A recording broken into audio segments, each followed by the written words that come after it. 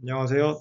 중국 디지털 무역 장벽의 주요 사례 발표를 맡은 경북대학교 무역학과 석사과정 이승준. 서울대입니다. 네, 우선 목차부터 시작해 보도록 하겠습니다. 저희 목차는 1번 중국 디지털 무역 현황을 먼저 알아보고 2번 디지털 통상 정책 동향에 대해 알아보겠습니다.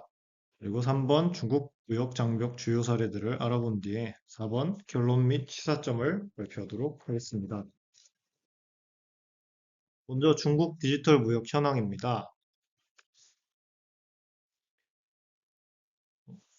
중국 디지털 무역 발전 보고서를 2022년에 중국 상무부에서 발표를 하였습니다. 거기서 다룬 내용으로 중국 디지털 무역 규모는 확대되는 중이라는 결론을 얻었습니다. 중국 디지털 무역 수출입 규모가 2조 5천억 위안으로 약 457조 원인데요. 전년 대비 31.6% 증가되었고, 이는 사상 최대 규모입니다. 그리고 중국 디지털 무역의 글로벌 경쟁력 또한 계속 상승 중입니다. 시가총액 10억 달러 이상의 디지털 무역 기업은 약 200여 개가 있으며 글로벌 500대 유니콘 기업 중 중국 기업이 227개입니다. 이는 4년 연속 세계 1위이고 주요 기업의 분야로는 개발, 신에너지, 뉴미디어 분야에 집중되어 있습니다. 디지털 무역 분야의 외국인 투자 유치 역시 증가되고 있습니다.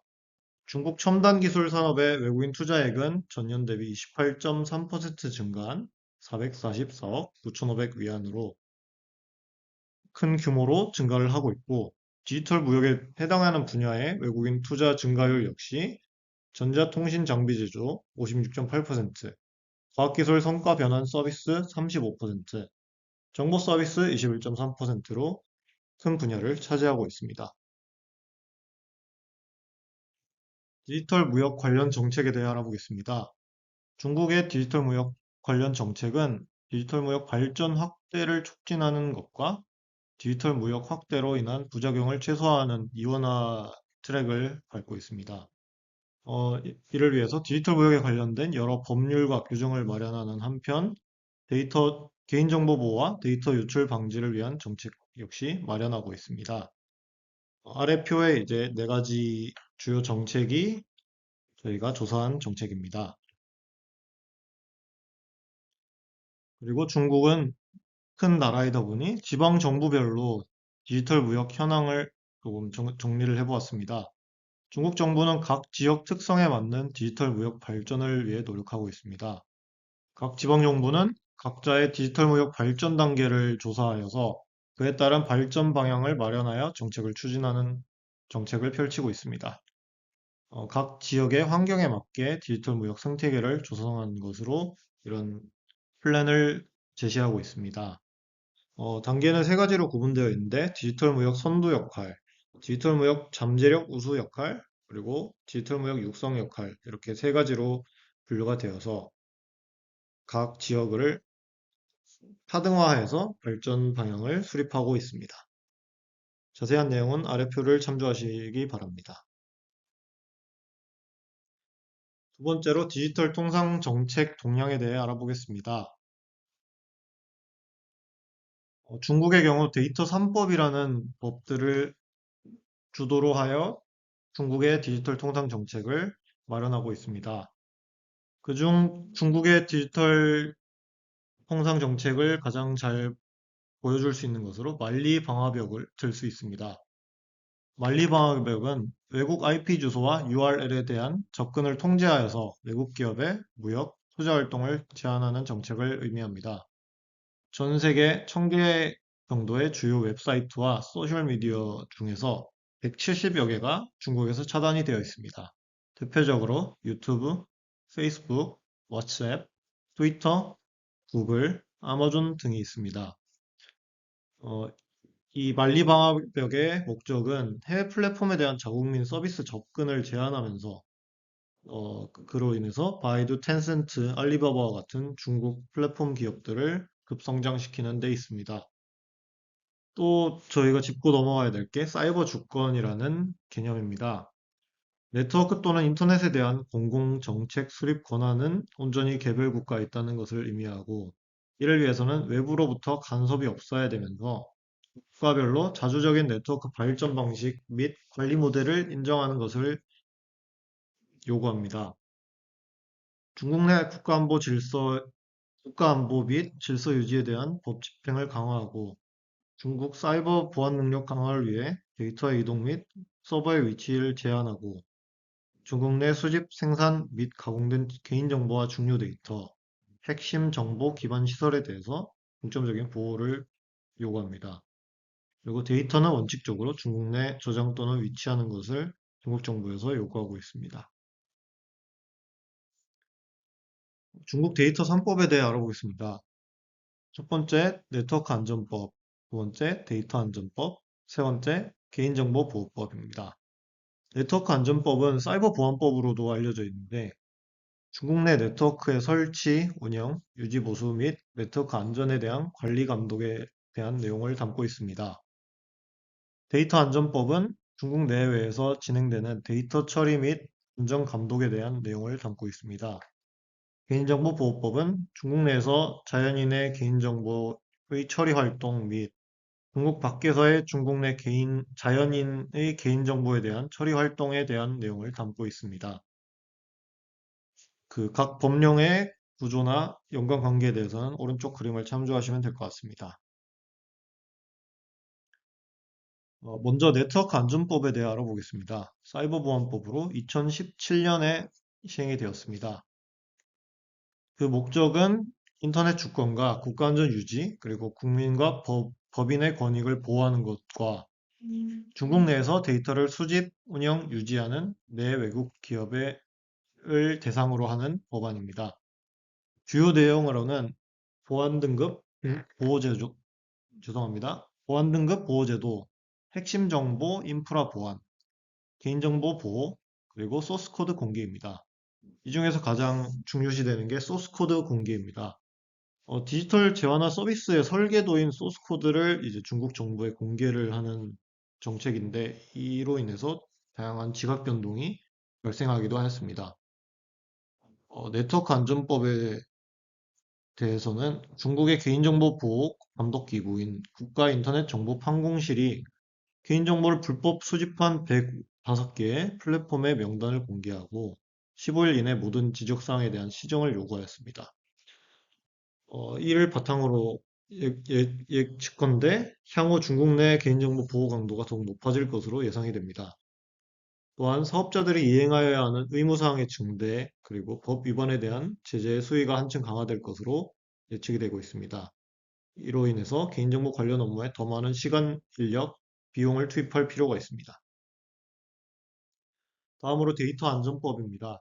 2021년에 시행됐고, 이 법의 목적은 데이터 안전을 보장, 그리고 데이터의 개발 및 이용 촉진, 개인과 조직의 합법적 권익 보장, 국가 주권 및 안전과 발전 이익을 보호하는 데 있습니다. 중국 내 데이터 처리 활동 및 보안 관리, 국가 안전 및 공공이익 침해 시 해외에도 적용할 수 있는 가능성이 있습니다.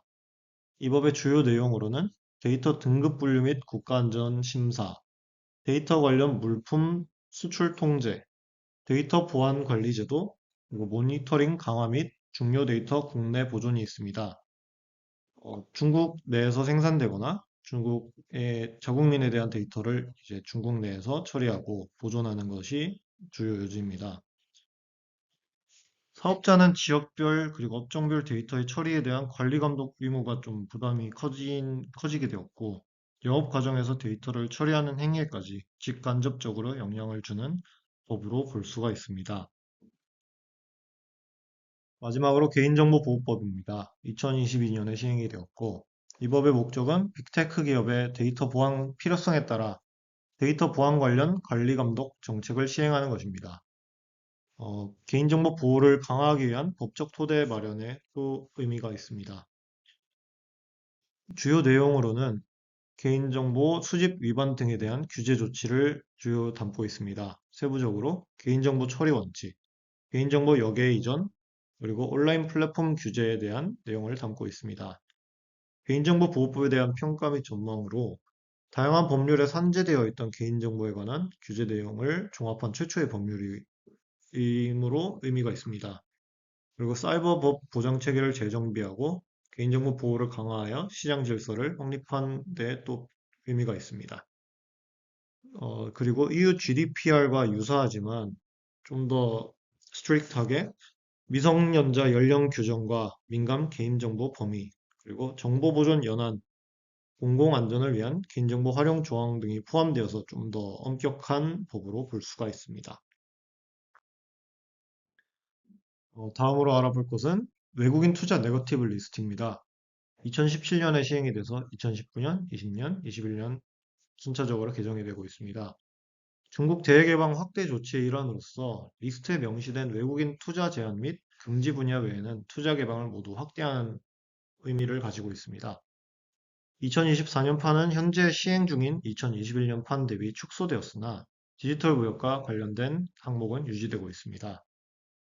중간에 표를 참조하시면 좋을 것 같고요. 금지는 외국인 투자 금지, 제한은 외국인 투자가 반드시 중국 기업과 합자 또는 협력하되 일부 사업은 아예 중국이 다수 지분을 보유해야 한다는 그런 규제가 있습니다.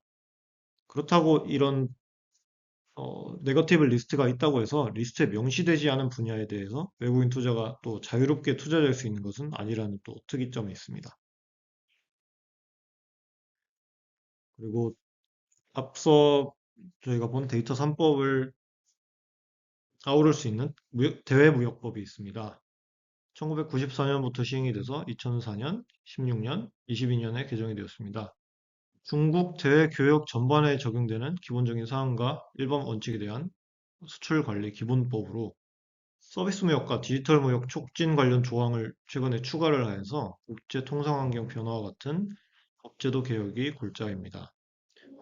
이는 2024년에 대외무역법 의견 수렴안에 들어있는 내용입니다.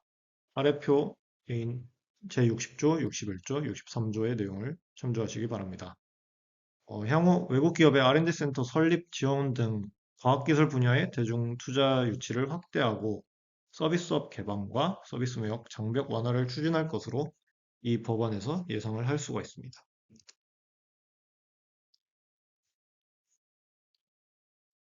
네, 저는 중국 무역 장벽을 소개하려고 합니다. 아, 첫 번째는 데이터 의존 제한이고요. 중국 보험률에 따르면 중국 내에서 수집된 데이터는 국내에 저장되어야 하면 중국 시민의 개인정보는 중국 내 서버에 저장하고 해외로 이전할 경우에는 엄격한 조건을 따라야 합니다. 여기에는 보안성 평가 및 제 기관의 승인이 필요합니다. 이 법은 외국 기업의 데이터를 중국 외부의 본사로 전송하는 것을 제한하며 중국 내 데이터 센터에 보관할 것을 요구합니다. 데이터 보안법은 주요 데이터를 정의하고 이를 해외를 전송하는 것을 금지합니다. 만약 해외로 전송하고자 할 경우에 보안 평가를 통해 국가 안보에 위협이 없음을 증명해야 합니다. 개인정보보호법은 유럽의 GDPR과 비슷하나 외국 기업에 대하여 엄격하게 적용되며 데이터를 해외로 전송할 때는 사용자의 명확한 동의가 필요합니다. 예를 들어 애플은 중국 사용자의 아이클라우드 데이터를 중국 내 데이터 센터에 저장하고 있고 테슬라 차량 데이터를 현재 보관하고 있습니다. 어떤 영향을 미치는지 외국 기업들은 중국 내에서 데이터 저장을 위한 인프라 추가 투자해야 하고 엄격한 요구 사항을 준수해야 하므로 비용이 증가하며 운영이 어려워집니다.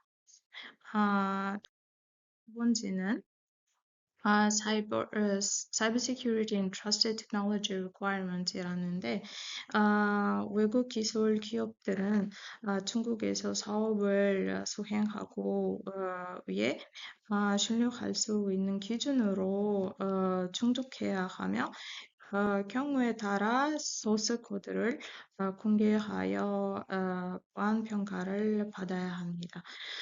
이러한 요구 사항을 중국이 자국 기술 사용을 장려하고 외국 제품에 대한 접근을 제한하려는 의도로 해석됩니다. 중국에서 제품이나 서비스를 발매하려면 소스 코드나 보안 구조를 정보 기관에 제공해야 하는 경우가 있습니다. 일부 제품에는 중국산 부품을 통합해야 하며, 이는 외국 기업의 경쟁력을 시킬 수 있습니다. 예를 들어 마이크로소프트는 윈도우의 소스 코드를 공개하라는 요청을 받았고, IBM은 더 비슷한 과정을 겪었습니다. 영향은 외국 기술 기밀 유지에 어려움을 겪을 수 있으며, 중국 시장에 진출하려는 계획 가진 기업들에게 위협이 됩니다. 기술 기밀 유출에 대한 우려도 커집니다. 세 번째는 restriction on cloud computer service이라는 게 있는데, 외국 클라우드 서비스 제공업체는 중국에서 직접 서비스를 제공할 수 없으며 현지 기업과 협력이 필요합니다. 외국 클라우드 제공업체는 기술 관리 경하는 현지 파트너에게 넘겨야 하며, 데이터 센터와 인프라도 현지 파트너를 통해 운영해야 합니다. 예를 들어 Amazon Web Service 서비스는 중국 파트너의 시넷과 협력해야 하며, 마이크로소프트 아주르도 21ynet 과 협력해야 합니다. 이는 외국 기업들이 중국 파트너와 협력해야 운영해야 하며, 기술적 통제를 상실하는 상황을 초래할 수 있습니다. 서비스의 품질과 보안에 대한 통제력을 상실하며 운영 독립성이 제한되고 추가 비용이 발생합니다. 또한 기술 이전이 필수적이라 외국 기업에게 부담됩니다. 마지막으로 콘텐츠 규제인데, 중국에서 배포되는 모든 콘텐츠는 영화, 비디오, 음악은 엄격한 검열을 갖춰야 하며, 대부분 중국 파트너를 통해 라이선스를 받아야 합니다. 외국 콘텐츠에 대한 엄격한 규제가 있으며, 중국 내에서는 특정 주제가 내용만 허용되며 나머지는 검열을 통과해야 합니다. 넷플릭스와 디즈니와 같은 외국 미디어 기업은 콘텐츠 검열을 위해 중국 파트너를 통해 일부 콘텐츠만 배포하고 있습니다. 구글, 유튜브, 페이스북과 같은 주요 글로벌 플랫폼을 중국에서 차단되며 대신 텐셋과 바이두와 같은 중국 기업들이 해당 역할을 수행합니다.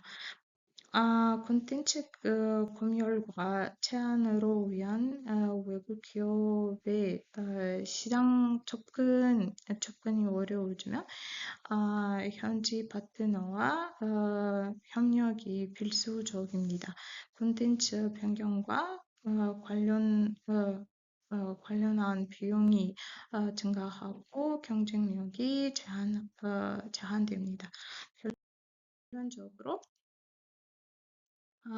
우리 이 과제를 준비하는 동안 두 가지 질문이 남았습니다. 번째는 만약 중국이 시장을 더 개방한다면 더 많이 이익을 얻을 수 있을까요? 두 번째는 많은 장벽에도 불구하고 외국 기업들이 중국에서 사업을 시작하고 싶어 하는 이유는 무엇일까요? 물론 중국 시장이 크면 노동력이 저렴하는 비용하고 있지만 그 위에도 다른 요인이 있을까요? 우리는 이 부분에 대한 추가적으로 연구가 필요하다고 생각합니다.